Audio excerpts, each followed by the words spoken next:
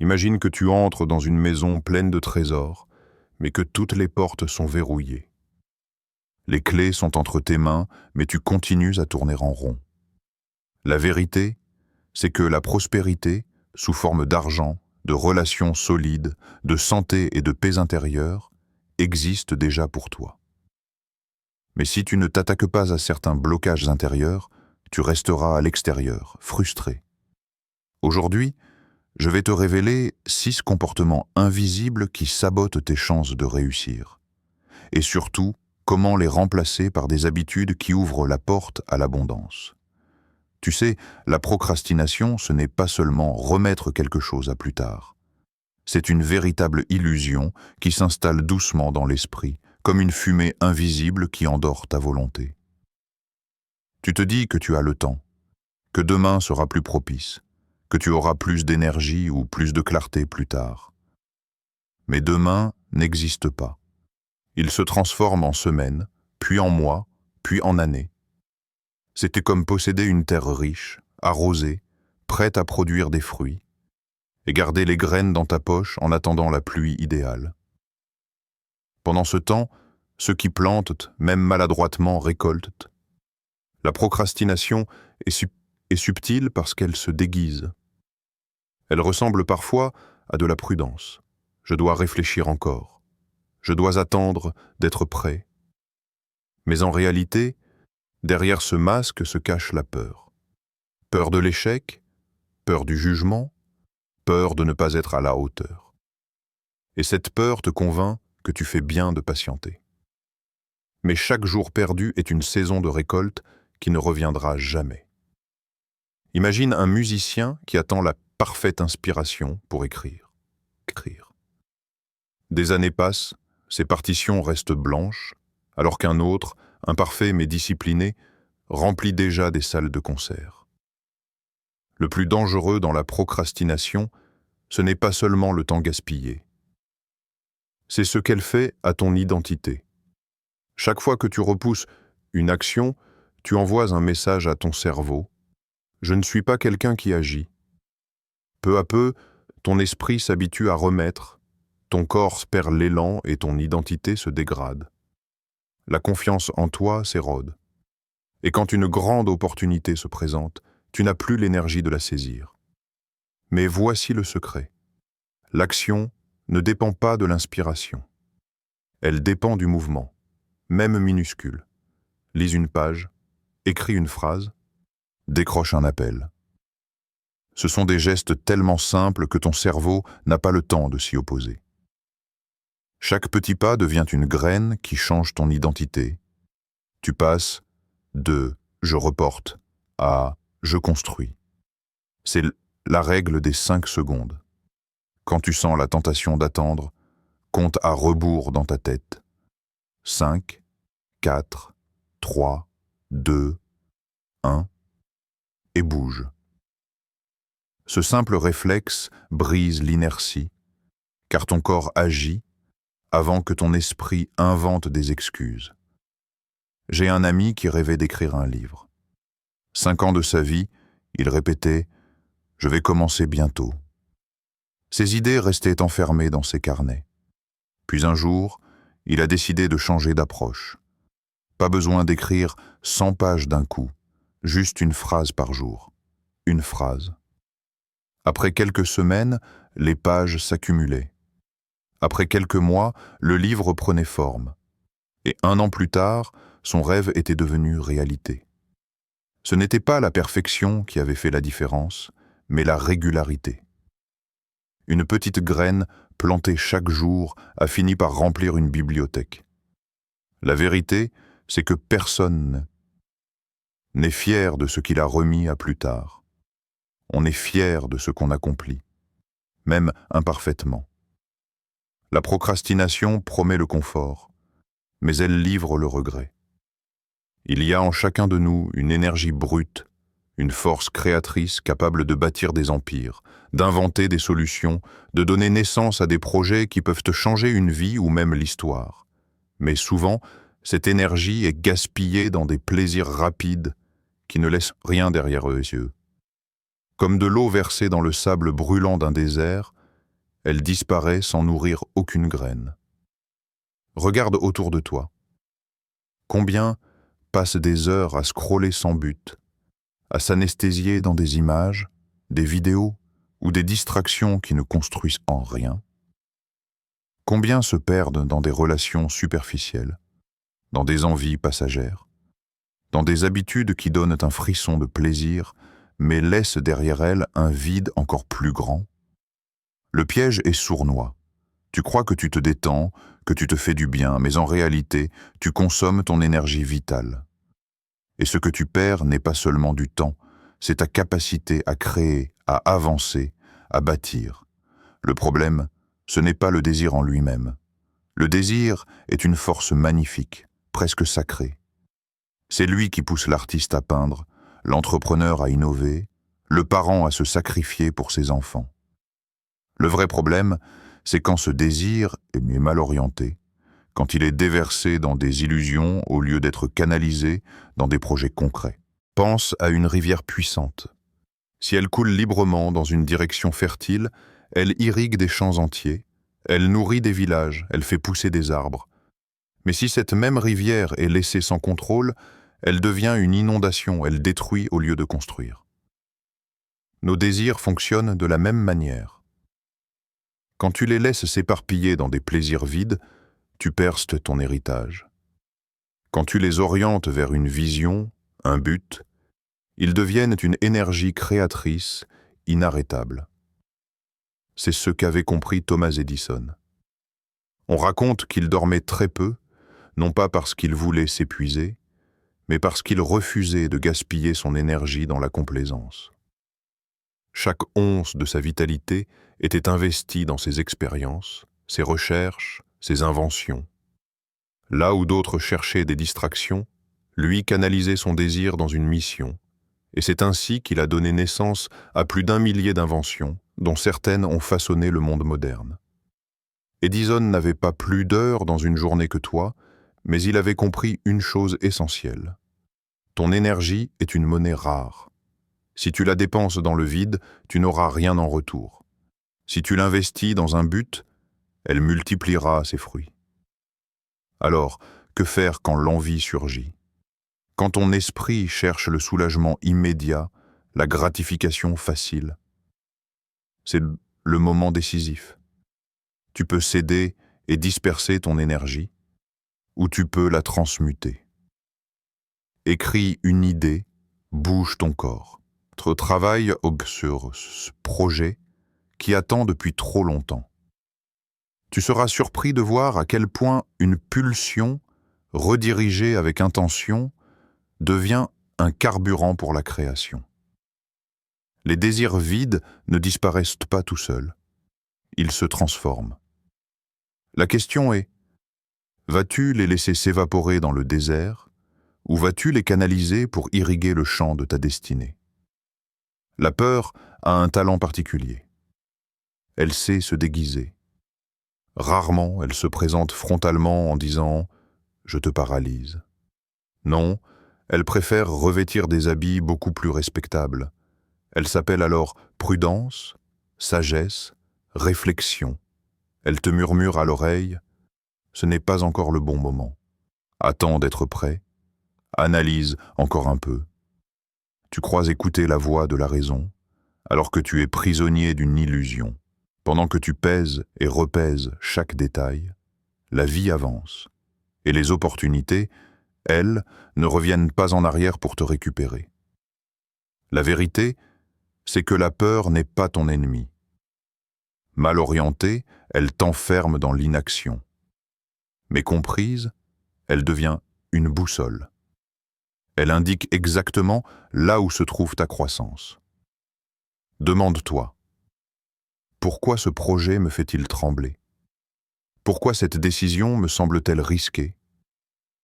La plupart du temps, c'est parce qu'elle touche à ton identité, à ton potentiel caché. Là où il y a peur, il y a aussi une promesse de transformation. Regarde comment on apprend à nager.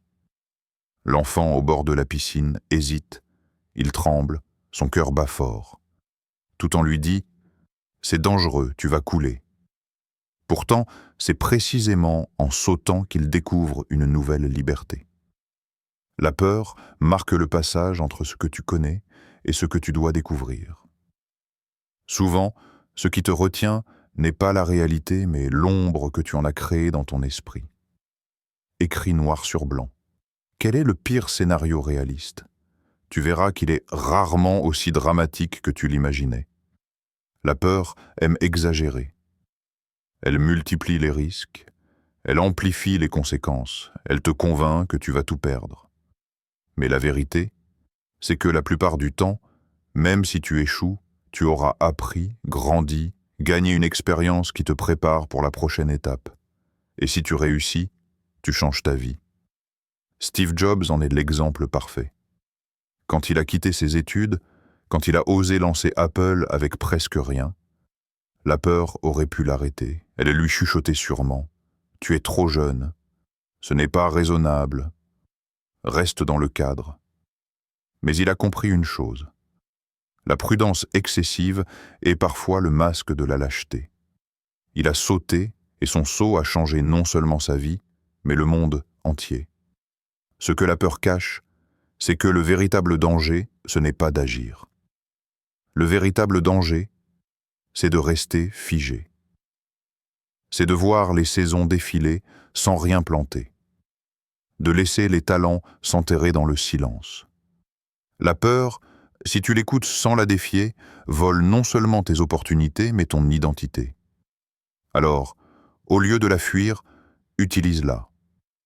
Quand tu sens ton cœur accélérer, prends ça. Prends ça comme un signal. Tu es à la frontière de ton prochain niveau. Respire, compte à rebours, avance. La peur ne disparaît pas, mais elle cesse d'être une prison et devient ton indicateur de direction. Ce n'est pas ma faute. Combien de fois as-tu déjà prononcé cette phrase ou pensé quelque chose qui lui ressemble? J'ai manqué de soutien. Je n'ai pas eu de chance. La vie ne m'a pas donné les bonnes cartes. Ces mots semblent logiques, parfois même rassurants. Ils te donnent une explication. Ils te soulagent un instant, comme une couverture chaude un soir d'hiver. Mais ce confort a un prix énorme. Il te maintient prisonnier. Car chaque fois que tu rejettes la faute à l'extérieur, tu abandonnes aussi ton pouvoir intérieur. Tu dis inconsciemment « je n'ai aucun contrôle ».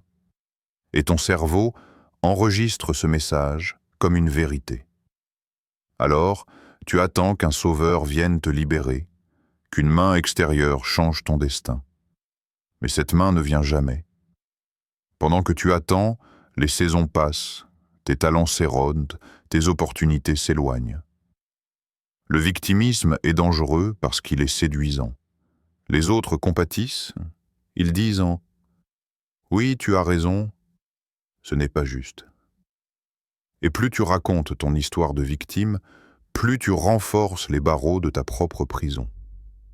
Tu gagnes de l'attention, mais tu perces ta liberté. Tu récoltes de l'empathie, mais tu enterres ta capacité à agir. Nelson Mandela aurait eu toutes les raisons de se déclarer victime. 27 ans derrière des barreaux pour des convictions de liberté et de justice. 27 ans de vol de sa jeunesse, de ses relations, de ses rêves. Mais quand il est sorti de prison, il n'a pas pointé du doigt en disant « Regardez ce qu'ils m'ont fait ». Il a choisi une autre voie. Il a choisi la responsabilité et le pardon. C'est ce choix qui l'a conduit à devenir président de son pays et une figure mondiale du courage. Mandela nous a montré que même enchaîné physiquement, ton esprit reste libre tant que tu refuses la mentalité de victime. Alors, pose-toi cette question radicale. Combien de temps as-tu déjà perdu à accuser les autres? Tes parents, ton patron, ton pays, ton passé? Chaque excuse est une graine de stagnation. La loi de la récolte est simple. Qui sème la plainte récolte la frustration. Mais qui sème la responsabilité récolte la transformation. Prendre 100% de responsabilité ne veut pas dire que tout est de ta faute. Cela veut dire que peu importe ce qui est arrivé, tu choisis ce que tu vas faire maintenant. Tu reprends ton pouvoir en main, tu redeviens l'auteur de ton histoire. Demande-toi chaque matin, qu'est-ce que je peux faire aujourd'hui pour avancer, malgré tout? Même un petit pas suffit pour briser le cycle de victimisation. Tu n'es pas né pour rester esclave d'excuses élégantes. Tu es né héritier d'un potentiel. Et tant que tu continues à te voir comme une victime, tu abandonnes ton héritage. Imagine une personne seule au sommet d'une montagne. Elle a gravi les pentes avec acharnement, sans demander d'aide, sans tendre la main à personne. Elle croit avoir gagné. Mais lorsqu'elle se retourne pour savourer sa victoire, il n'y a personne pour partager la vue. Voilà ce que l'obsession du « moi d'abord » fait. Elle donne l'illusion d'une force incroyable, mais au fond, elle mène à l'isolement. L'ego chuchote des mensonges séduisants. Si tu penses à toi avant tout, tu seras respecté. Si tu accumules pour toi seul, tu seras puissant. Si tu n'as besoin de personne, tu seras libre. Mais tôt ou tard, la réalité se dévoile. La prospérité sans contribution est un château de sable. Plus tu le construis haut, plus il s'effondre vite. La vraie richesse naît de la valeur que tu livres aux autres. Elle se multiplie à travers le service, la collaboration, les liens. L'ego croit additionner, mais en réalité, il soustrait. Le service, lui, multiplie. Henry Ford en est un exemple frappant. Il n'a pas seulement inventé une voiture abordable. Il a révolutionné tout un système de production qui a donné du travail à des milliers d'ouvriers, qui a permis à des familles modestes de se déplacer, qui a transformé la société. Sa fortune personnelle a été immense, mais elle est venue en second. Ce qui est venu en premier, c'est sa volonté de résoudre un problème collectif, de rendre accessible ce qui jusque-là était réservé aux riches. Sa richesse est née de son service. L'ego, en revanche, consomme une énergie folle. Il se nourrit d'approbation constante. Tu connais peut-être cette course. Publier pour recevoir des likes, chercher l'admiration, collectionner les symboles extérieurs de succès. Mais à l'intérieur, c'est souvent vide. Parce que la reconnaissance extérieure n'apaise jamais une identité fragile. Au contraire, elle la rend dépendante. Plus tu te regardes, moins tu vois les opportunités qui naissent dans le regard des autres. Regarde la nature. Un arbre isolé peut grandir, mais il est fragile. La moindre tempête peut le déraciner. Une forêt, en revanche, est presque indestructible. Pourquoi? Parce que ses racines s'entrelacent. Elles se nourrissent les unes des autres. Elles se protègent. L'ego choisit d'être l'arbre seul. Le service choisit d'être la forêt. Et dans cette forêt, l'abondance circule. Chaque fois que tu donnes de la valeur avec ton temps, tes talents, ton énergie, tu actives une loi invisible. Tu deviens une source. Et une source ne se tarit pas, elle s'élargit. Alors, demande-toi, qu'est-ce que je cherche vraiment? L'admiration passagère ou l'impact durable? L'ego t'offre des applaudissements aujourd'hui, mais le service te donne un héritage demain. Il y a des gens qui marchent dans un verger rempli d'arbres fruitiers et qui ne voient que les branches sèches. Ils passent devant des pommes rouges, des grappes de raisin, des fleurs parfumées, mais leurs yeux se fixent uniquement sur ce qui manque. L'ingratitude fonctionne exactement comme ça. Elle ne nie pas seulement tes bénédictions, elle t'aveugle. Elle transforme l'abondance en pénurie. Elle colore ton regard d'un filtre qui efface les richesses déjà présentes dans ta vie. Combien de fois as-tu déjà reçu quelque chose que tu attendais depuis longtemps? Une promotion, une opportunité, un nouveau départ? Et, quelques semaines plus tard, tu n'y voyais déjà plus qu'un détail ordinaire? L'ingratitude a cette capacité terrible. Elle banalise les cadeaux de la vie. Et quand tu traites comme insignifiant ce que tu as reçu, tu fermes la porte à la multiplication. C'est comme si tu disais à la vie « ce n'est pas assez ». Et la vie répond, alors tu n'auras pas plus. La gratitude, au contraire, est une clé. Pas une politesse vide, mais une pratique intentionnelle, presque une discipline. Quand tu remercies pour ce qui semble petit, tu agrandis ton regard. Tu commences à voir les fruits cachés dans ton champ. Tu redonnes de la valeur à ce qui semblait banal. Et quelque chose de mystérieux se produit. Plus tu remercies, plus tu attires de raisons de remercier. Oprah Winfrey en est la preuve vivante. Elle raconte qu'une grande partie de son succès a commencé lorsqu'elle a pris l'habitude de tenir un journal de gratitude. Chaque jour, elle écrivait 3 choses pour lesquelles elle était reconnaissante. Parfois, c'était une petite conversation inspirante, parfois un sourire, parfois juste le fait d'avoir un lit confortable. Et peu à peu, sa vision du monde a basculé. Elle est passée d'une perception de manque à une perception d'abondance. Ce changement intérieur a eu un effet extérieur. Ses projets ont grandi, son influence s'est élargie, et son empire médiatique a décollé. Pratiquer la gratitude intentionnelle, c'est rééduquer ton esprit. Au lieu de voir des obstacles partout, tu commences à voir des opportunités. Au lieu de ressentir constamment ce qui te manque, tu goûtes déjà ce que tu as. Et cette posture intérieure change ton énergie, tes décisions, tes relations. Personne n'a envie de collaborer avec quelqu'un qui se plaint tout le temps, mais tout le monde est attiré par celui qui rayonne de reconnaissance. Alors, prends un moment, chaque jour, pour écrire 3 choses pour lesquelles tu es reconnaissant. Pas besoin que ce soit grandiose. Ça peut être ton souffle, ton repas, un message reçu, une porte qui s'ouvre. Plus tu cultives cette habitude, plus tu construis une fondation solide pour ta prospérité. Parce que la gratitude est un sol fertile.